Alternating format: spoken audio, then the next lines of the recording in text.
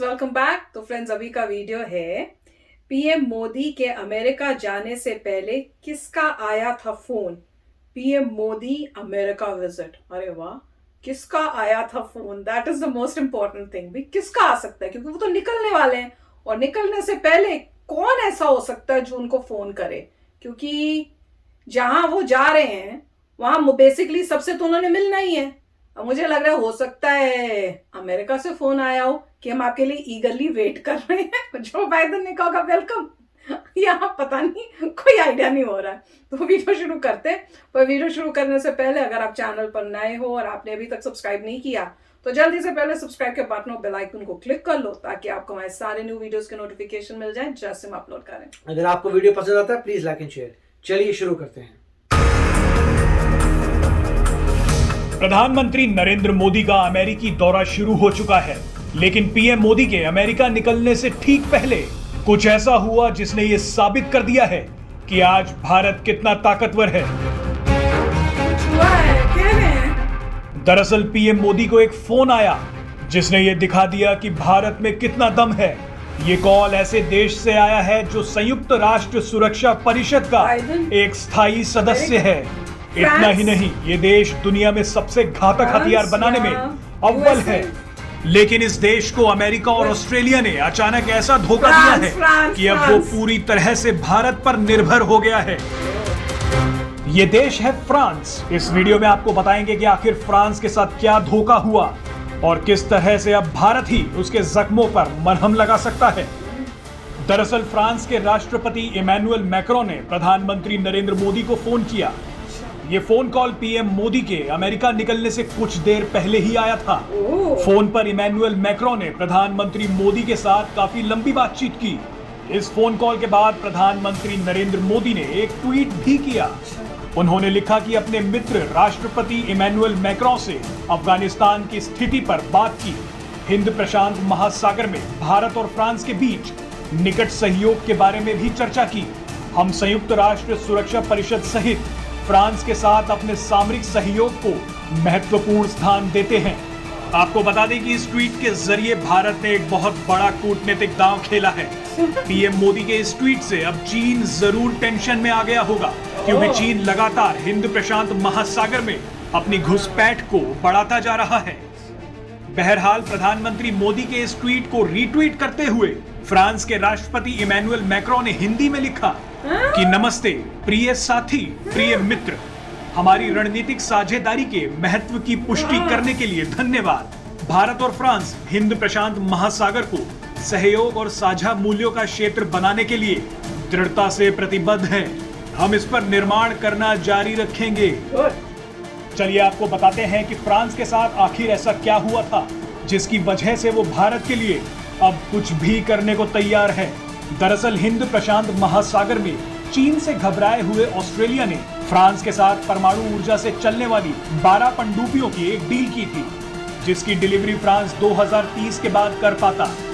लेकिन अचानक से ऑस्ट्रेलिया ने फ्रांस के साथ इतनी बड़ी डील को तोड़ दिया और ये डील उसने अमेरिका और यूके के साथ कर ली। ऑस्ट्रेलिया, यूके और यूएस के बीच हुई इस गुपचुप डील को नाम दिया गया ऑकस। ऑस्ट्रेलिया, यूके और अमेरिका का चुपचाप एक साथ आना फ्रांस के लिए किसी बड़े झटके से कम नहीं था। इस डील के टूटने से फ्रांस को करीब 65 अरब डॉलर का नुकसान होगा। ये डील कितनी बड़ी थी इसका अंदाजा आप इसी बात से लगा सकते हैं कि कई देशों के रक्षा बजट को अगर मिला भी दिया जाए तब भी ये उससे कई गुना बड़ी थी। फ्रांस के हाथ से ये डील जाने के बाद उसकी निर्भरता भारत पर और बढ़ गई है, क्योंकि भारत फ्रांस से हथियार खरीदता है और वो फ्रांस के लिए एक बड़े खरीदारों में से एक है। फ्रांस ये भी चाहता है कि जो डील ऑस्ट्रेलिया ने रद्द कर दी है उसे वो भारत के साथ कर ले।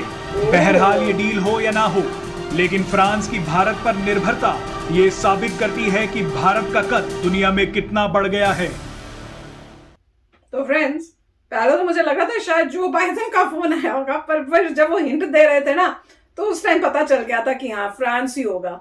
तो कमाल की बात है कि उन्होंने फोन किया उनके बस निकलने से कुछ टाइम पहले। वो मुझे थोड़ा लग रहा था कि क्यों, क्या ये जा नहीं रहे हैं, खुद ये नहीं होंगे वहां पे क्या यूएस में जो फ्रांस के हैं, वो सभी होने चाहिए, सभी लोग आने चाहिए मोस्ट लाइकली। फिर खास उससे पहले कॉल करना, वो मुझे समझ में नहीं आया कि आप वहां पे मिलने ही वाले हो पर हो सकता है कि कॉल इसलिए किया हो क्योंकि ये जो बोल रहे हैं कि पैसिफिक में जो इन्होंने कोई डील कर रहे हैं कि हम उसकी वहां पे, तो उसकी बातचीत होके वो कंफर्म हो गई होगी, या उन्होंने ये सोचा होगा कि वहां जाने से पहले ये इस टाइप से मैसेज जो भी है क्रॉस जिसको भेजना होगा बाकी कंट्रीज को, लीडर्स को, वो पहले हम ये डील करके पहले भेज दें उससे पहले कि हम वहां पहुंचे। हु नोस, मुझे तो समझ नहीं आई, पर जो भी है मुझे इसमें पता है सबसे अच्छा क्या लगा है, मुझे लगा ये जो ट्वीट की है फ्रांस के जो है प्रेसिडेंट की प्राइम मिनिस्टर कौन होते हैं, मैं हमेशा कंफ्यूज होती हूँ क्योंकि कईयों के में प्राइम मिनिस्टर होते हैं, कईयों के प्रेसिडेंट, जो भी टॉप लीडर, हाँ, तो जो भी हैं उनके जो लीडर हैं उन्होंने जो ट्वीट किया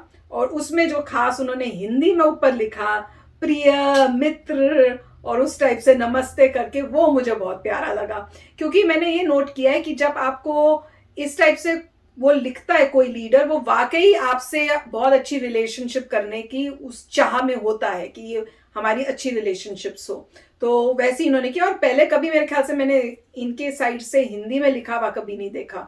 हाँ, मुझे याद है कि इजराइल से कई बार इस टाइप से ट्वीट्स आती हैं हिंदी में लिखा हुआ नमस्ते और वो सब, तो बड़ा ही प्यारा लगता है ये जेस्चर और काफी अच्छा लगा। अब ये मेरे को लगता है कुछ इनके बीच में और भी कोई सीरियस टॉक्स हुई होंगी जो ऑब्वियसली उन्होंने ट्वीट में नहीं बताई होंगी, और मीटिंग से पहले उन्होंने कुछ डिस्कस करना होगा कि वहां पे मीटिंग में जब पहुंचेंगे तो शायद इन दोनों का कोई एक स्टैंड हो और उस स्टैंड के अकॉर्डिंगली वो बातचीत करेंगे। हु नोस, अब ये तो पता चलेगा जब वहां पे वो जाके जब बातें होंगी तभी पता चलेगा, पर मजेदार था यार।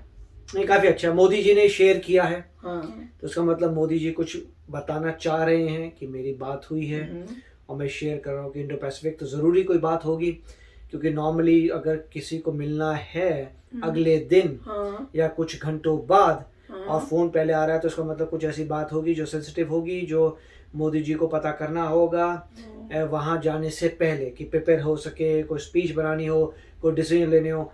जब भी कोई प्राइम मिनिस्टर या leader of the country airplane में जाता है तो ऐसा वेला तो बैठा रहता है, वो बहुत सारे काम चल रहे होते हैं, पूरी टीम होती है, बहुत कुछ प्रिपरेशन चल रहा होता है, पूरी कनेक्टिविटी होती है इंटरनेट वगैरह की, तो काफ़ी काम करने पड़ते होते हैं आखिरी मोमेंट तक कि क्या बोलेंगे, क्या इन्फॉर्मेशन आ रही है, क्या नहीं आ रही, तो वो सब चल रहा होगा, तो इसलिए बहुत ज़रूरी होगा और अच्छी बात है। और हमने ये भी कहा था कि हम देखना चाहेंगे जब मोदी जी लैंड करते हैं तब काफ़ी अच्छा लगेगा देखते हुए कि क्या होता है।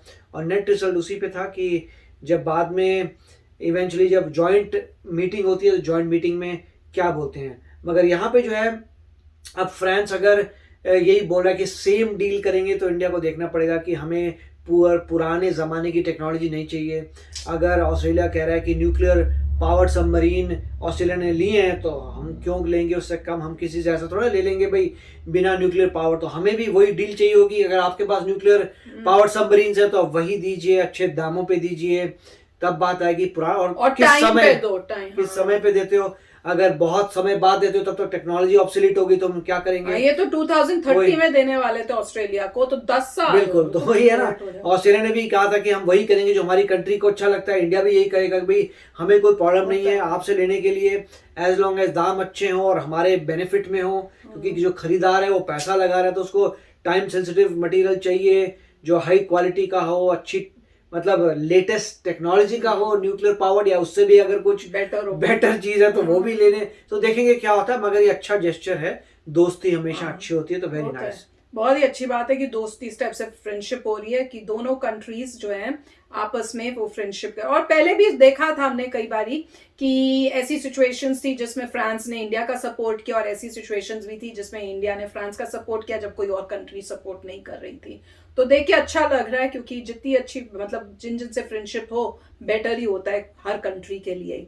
तो अब देखते हैं आगे क्या होता है, एक्साइटमेंट बढ़ती जा रही है। और खासकर ये जो फोन आया है थोड़े टाइम निकलने से पहले मोदी जी को, वो काफी लगा कि कुछ होने वाला है, लगता तो यही है। तो चलो फ्रेंड्स, आप भी बताना कमेंट सेक्शन में आपको क्या लगता है। तो मिलेंगे नेक्स्ट वीडियो में बहुत ही जल्द। Till then take care and bye bye. तो अगर आप मेरे इस चैनल पे नए हो तो जल्दी से सब्सक्राइब के बटन को हिट करो और बेल आइकन को क्लिक करो, ताकि आपको मेरा जब नया वीडियो मैं लगाऊं आपको उसके बारे में जल्दी से पता चल जाए।